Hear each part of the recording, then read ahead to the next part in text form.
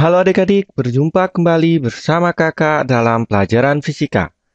Untuk pertemuan kali ini, kita akan membahas tentang vektor. Vektor. Untuk pertemuan kali ini, kita khususkan untuk belajar tentang penggambaran vektor. Dalam fisika, suatu konsep atau situasi akan mudah untuk dipahami jika digambarkan dalam bentuk diagram, terutama yang berhubungan dengan vektor. Pada diagram, setiap vektor dinyatakan dengan tanda panah. Misalnya kayak begini.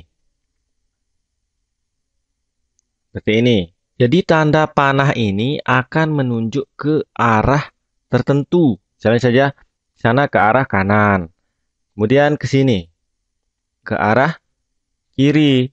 Bisa saja ke arah bawah atau juga ke arah atas. Jadi tanda panahnya ini, jadi vektor itu biasanya ditandai dengan tanda panah.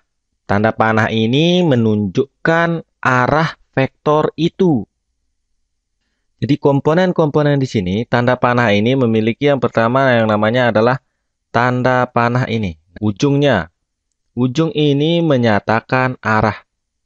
Menyatakan arah.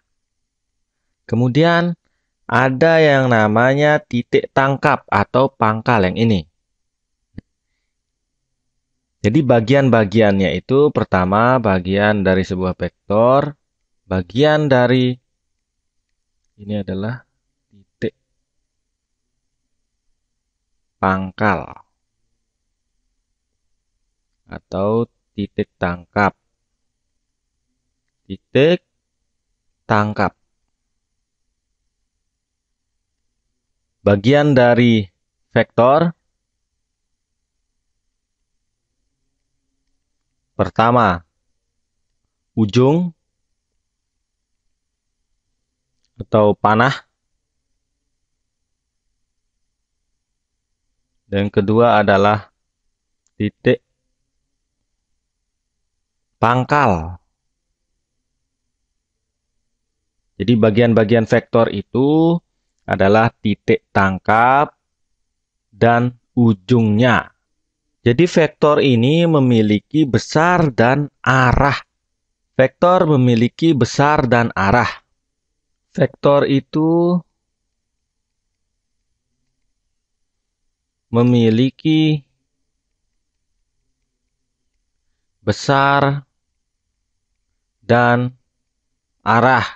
Tadi kita sudah tahu arah dari vektor ini misalnya.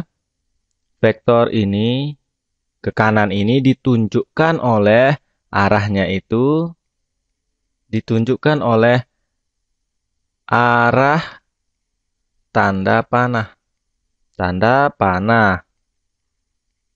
Sedangkan besarnya mana? Besarnya itu ditunjukkan oleh panjang dari titik tangkap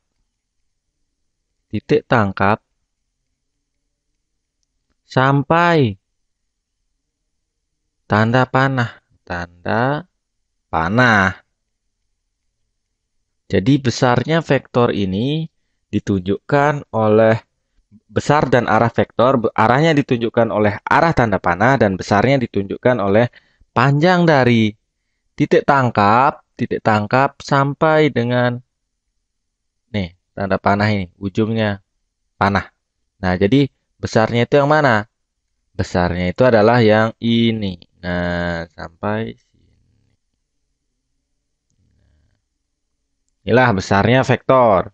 Kemudian, dalam menentukan vektor, arah kanan itu dinyatakan sebagai positif. Arahnya itu, jadi kesepakatan bahwa arah dari vektor itu, arah ke kanan, nyatakan positif. Nyatakan arah vektor positif dan Arah kiri menyatakan arah vektor negatif. Arah kiri, arah ke kiri menyatakan vektor negatif. Nah, ini kesepakatan. Jadi arahnya jika ke kanan, nih, misalnya saja ini 10 Newton kanan. Nah, kalau ke kiri minus 10 Newton. Seperti ini maksudnya. Kemudian, bagaimana sih cara menulis vektor itu? Jadi, vektor ini dapat ditulis dengan cara penulisannya sekarang. Cara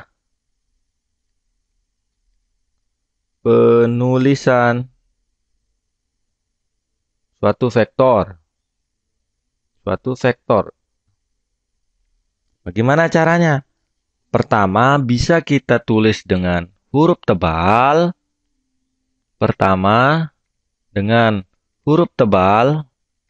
Huruf tebal. Nah, misalkan saja kita ganti sekarang. Misalnya saja gaya ya. Nah, ini kita tebalkan saja. Atau kalau dalam menulis Word itu di bold, tebalkan.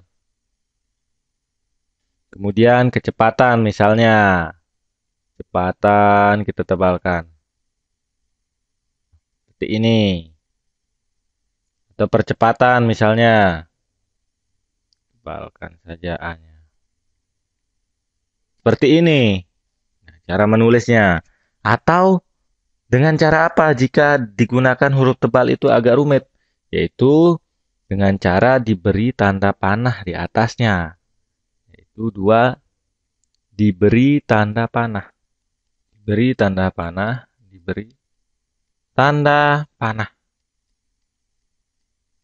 Di atas huruf.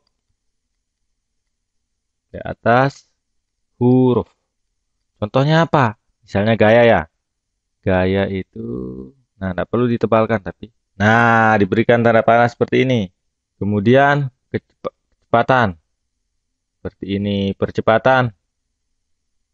Kalau membuatnya tebal atau menulis dengan huruf tebal itu agak sulit, maka bisa dengan huruf biasa tidak ditebalkan, namun diberikan tanda panah di atas huruf tersebut. Biasanya huruf tebal ini digunakan di buku-buku teks biasanya. Kalau tulisan tangan biasanya kita menggunakan diberi tanda panah di atas huruf ini. Biasanya kalau kita menulis biasanya menggunakan ini untuk menunjukkan suatu vektor.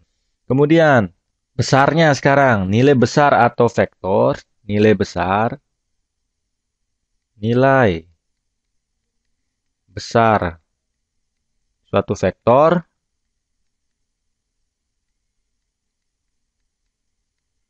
dapat ditulis dengan cara apa? Ditulis dengan harga mutlak. Nah, pertama, harga mutlak. Misalnya, seperti ini contohnya. F, tanda panah. Nah, ini tanda mutlak. Maksudnya ini, garis sejajar ini. Nah, dua garis sejajar ini. Atau kecepatan misalnya. F, FV, tanda panah, garis sejajar. Nah, ini tanda penulisan menunjukkan besar vektor di sini. Nah, atau A, tanda panah, ini besarnya. Kemudian, atau bisa juga dengan cara huruf miring. Atau hurufnya dimiringkan. Misalnya saja, F. Nah, dimiringkan. Atau V. Atau A. Bisa saja dengan ini, yaitu, nah, cara penulisan vektor bisa dengan huruf tebal, diberi tanda panah di atas hurufnya. Nah, besarnya suatu vektor, yaitu dengan cara memberikan harga mutlak, yaitu ada dua garis sejajar di antara huruf tersebut. Atau menuliskan dengan huruf miring. Coba kita contohkan pelajaran kita yang tadi.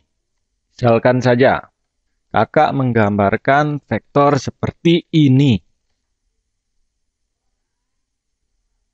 Nah, misalnya dia bergerak dari A ke B. Sepanjang 60 meter.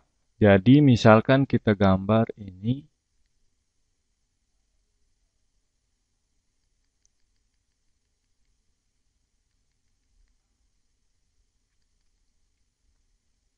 Utara, selatan,